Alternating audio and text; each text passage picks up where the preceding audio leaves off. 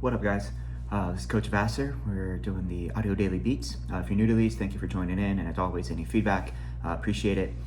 Gonna do this one a little bit differently. Got some feedback about possibly more of like a shorthand overview rather than super deep dive. So we'll jump into it. This is gonna be Wednesday, September 11th. This is also gonna repeat on Thursday, September 26th. We're gonna see strength on the treads, power on the rower, and strength on the weight floor. As far as setup goes, benches will be upright, most upright position. Of course, you'll need dumbbells as well. We'll go over key concepts, some overview about the things, and then any discrepancies that you'll see in the 3G. So key concepts, we're gonna see 3 blocks on the treads. We're gonna see 6 hills that alternate between going up and then going down. We start with the highest inclines in block 1, and then we go down each block. Your goal is, can you hang on your base speed as the incline changes? The rower, we're gonna see 200-meter all-out rows. Can you match or beat your row the second time you're on the rower? So total distance only 400 meters in the class, so make the most of it. On the floor, block 1, we're gonna start heavy loaded upper body exercise, drop down to a lighter load, so drop sets, and then we have a lower body mixed in there to balance the workload. It's also a little bit of active recovery. You'll do 2 rounds, then row. We'll finish the floor work with a quick 3-minute core block. So all the people who complain about not doing enough core, today's your day. So when we look at the treads, we're gonna see a total of 3 blocks, 7 minutes each, 75-second walk recoveries between each block. Blocks are gonna be very similar, with the exception of the 3rd block and then the very last interval. So we're gonna see 3 minutes of base hill climb, a 1-minute walk recovery, and then 3 minutes of a base hill descent. Block 1, we're gonna see 4%, 5%, and 6% incline for joggers and runners. Power walkers, we're gonna say 6, 7, 8. After that 1-minute walk recovery, they'll do those inclines in reverse. So 6, 5, 4, power walkers, 8, 7, 6. 75-second walk recovery, back to base when you're ready. And then block 2, exact same thing, but they're gonna start 1% lower. So power walkers, you're gonna see 5, 6, 7, 7, 6, 5. Joggers and runners, 3, 4, 5, 5, 4, 3. Of course, walk recovery in between. And then for the 3rd block, this is where it changes a little bit at the very end. Start 1% lower again. So power walkers start at 4%, 5, 6, and then 6, 5, 4. And then joggers, runners, you're gonna see 2, 3, 4, 4, 3, 2. Key difference is the very last base hill climb is only gonna be 30 seconds. And then the final 30 seconds of that minute, it's gonna be an all out with that incline. Of course, power walkers, they'll crank it up 10% or greater, but joggers and runners, they're gonna keep their 2% and do a 30-second uphill all out. Recommendation for bikes and striders is to treat these base climbs as a 3-minute push, and then 1-minute recovery, and then another 3-minute push. So they can just kind of keep their gears where they are. As far as personally coaching this, there's gonna be 2 ways to do this. Since the hills become less intense block to block to block, they do recommend as a challenge if members could increase their base speed in blocks 2 and 3, and of course maintain it. So knowing that they're gonna see an overall average lower incline, maybe try to hold a base and add 0.1, 0.2 to the speed, for power walkers included. Bikes and striders, with the first one probably being the most aggressive, maybe have them hold about 3 or 4 gears over their base for their 3-minute push. And then if that was a good challenge, can they repeat it in block 2? If it wasn't too bad, could they obviously go up a gear and maintain it? So if they were at 3 in block 1, could they hold 4 gears over base for 3 minutes, twice? Possibly 3rd block, because of fatigue, I personally would not have them increase their gear for that 3rd block, especially knowing that they will go 6 gears over base for that 30-second all out at the very end. Bikes and striders, definitely during those 1-minute walk recoveries, remind them to drop gears 5 or less, so that way they take the pressure off the legs, give the muscles some time to recover, and then when they add the gear back, make sure RPMs stay 60 to 100 or more. Knowing that we are basically treating these as like 3-minute push efforts, we should see members kind of approaching that orange zone probably 90 seconds into the 3 minutes.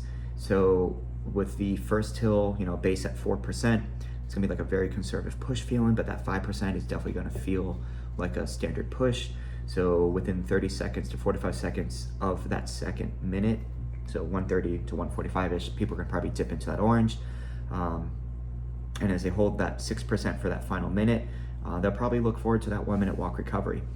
During that walk recovery, hopefully heart rate trends at least back to green, but when they get back up to that higher incline to start the downward part, heart rate's gonna spike up, and then it's probably gonna stay elevated during that back half of block 1, 2, and 3. So even though the inclines are dropping down because of cardiac fatigue, cardiac drift, and just physical fatigue, heart rate will probably stay elevated. That's it. I mean, this is gonna be one where when it comes to incline work, really emphasize good uphill running mechanics. So, with power walkers, we try not to hinge forward from the hips too much. I'll put a lot of pressure on that lower back, so drive those hips forward, keep the chest proud, make sure arms are pumping, not just front to back, but also up and down, and really try to drive those elbows, get that torso to rotate. It brings awareness and engagement to that midline. Joggers and runners, think very quick steps. So rather than big strides to try to get to the front of the treadmill, they want their feet to land underneath them, and it's quick turnover. I like to use the cue of heels off the belt. So they're trying to stay almost like on the ball of their feet. If it does touch, the heel touch, kiss the belt. So they're not trying to slam down. As soon as the foot comes up, taps back up. So knees up. You could also say pull your heels up as well. Knees to the railing, knees to the front of the tread, whatever kind of cueing would sound well for your members to kind of make that connection for them. And same idea with the hips. Hopefully hips are underneath them rather than behind them. So they drive through the posterior chain to generate power from the hips to kind of carry them upward. So when we look at the weight floor and the rowers, we're gonna see 2 blocks. Block 1 is about 20 minutes, features upper body work, drop sets, paired with a lower body exercise. You'll do 2 rounds of the first group, then you'll hit the row, and then 2 rounds of the second group, hit the row, and then you're actually done with the rower for the day. So in total, only just 400 meters. Block 2 is gonna be a 3-minute core blast as they alternate between 2 different movements. We're gonna see an upright bench position, and we're gonna be doing drop sets with seated shoulder press. So bench is gonna be elevated all the way. So if you look at the VVA, the demo actually has a rest on the backside. So if you think about it like as a very high incline chest press, kind of the same idea. So they're not upright, self-supported, they're gonna lean back. Now, as a challenge, you could have people unsupported off the bench. It's gonna require a lot more core engagement. They might not be able to lift as heavy, but with this being a strength day, we wanna try to go heavy, 6 to 10 reps, and then immediately switch to something about 5 to 10 pounds lighter, and then rep out as much as they can. They'll take as much rest as they need, and then they'll do a goblet lateral shift. That's 1 entire section. They will repeat that a second time, then they'll go to the rower. The next back-to-back is gonna be seated bicep curls. Same thing, drop sets, 6 to 10, as many as they can, and then goblet alternating reverse lunge. That's 1 set, do that twice, hit that 200-meter row, and then they're just gonna repeat only the drop sets. So no more lower body work, they're just gonna be hitting drop sets of the shoulder press and bicep curl. As far as setup, obviously fully demo the shoulder press, partial demo for the lateral shift, and full demonstration of the bicep curl, partial demonstration of the goblet reverse lunge. For the seated shoulder press, members could do lateral raises. They could also do an upright row if overhead position is not working, or the completely shoulder issue completely. You can always do chest press because it's going to target those muscles as well with less impact on the shoulder itself. Lateral shift, since it's already like a regression of the lateral lunge, you could drop it to a body weight or hold on to the TRX. For the bicep curl, they could go to the TRX bicep curl, and then for the goblet alternating reverse lunge, you could do body weight, or if they want to do like a step up, using the flat side of the bench where they sit, They could step, tap the toe, come back down, and then do the other side. One thing that they note here is if members are not comfortable going heavy, they could treat this more of like an endurance day and pick one weight where they could do about 16 reps at most, or 16 to 20. Me personally, I'd say 16 at most, because generally when we do drop sets, whatever weight they pick for that first heavy amount, they're at a little bit lighter weight. They should, get within 3 or less reps of that previous number. So if they got 10 reps, their lighter weight, hopefully they get about, 7 to 10 more.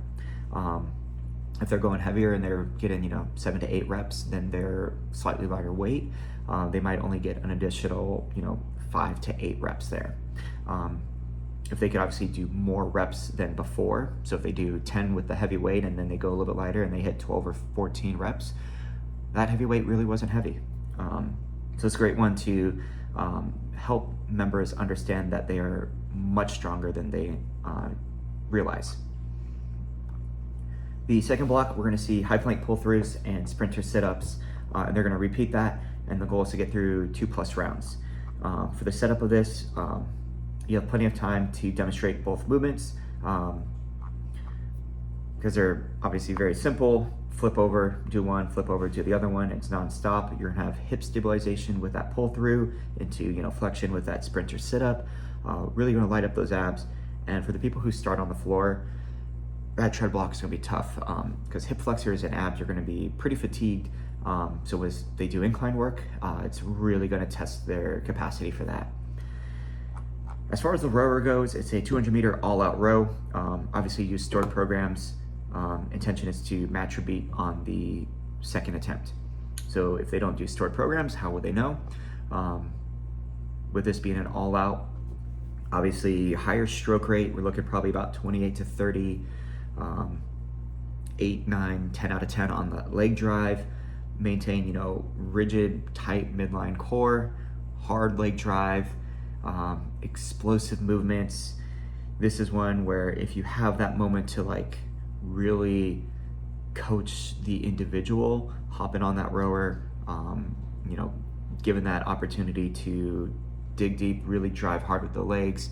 For those of the members that benefit from, the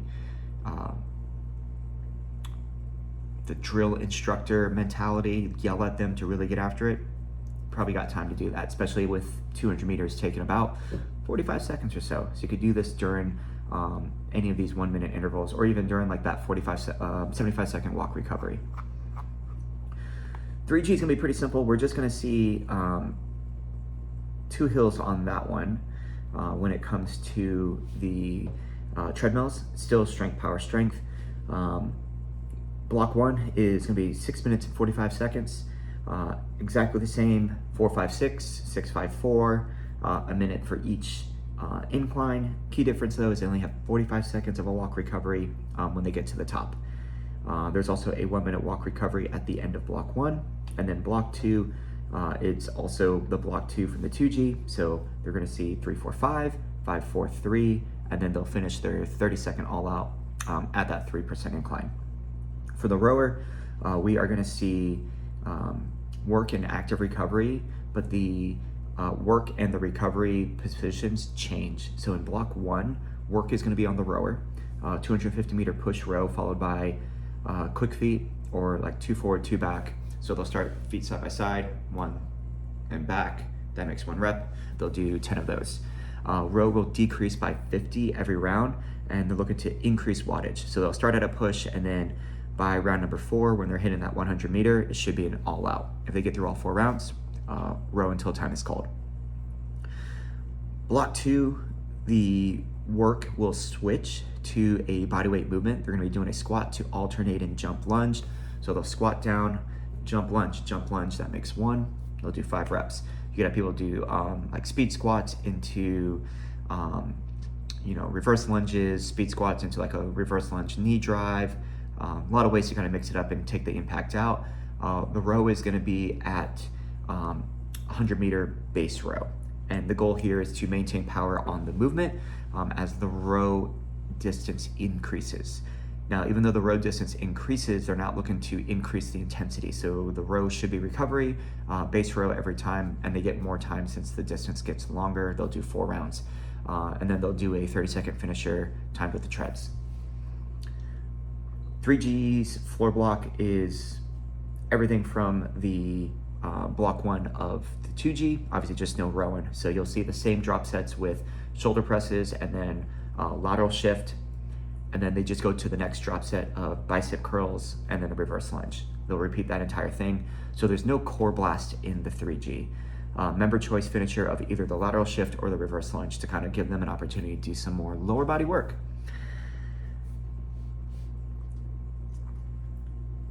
That's it. This one's gonna be pretty spicy on the treads. It's really gonna catch up to people without realizing it.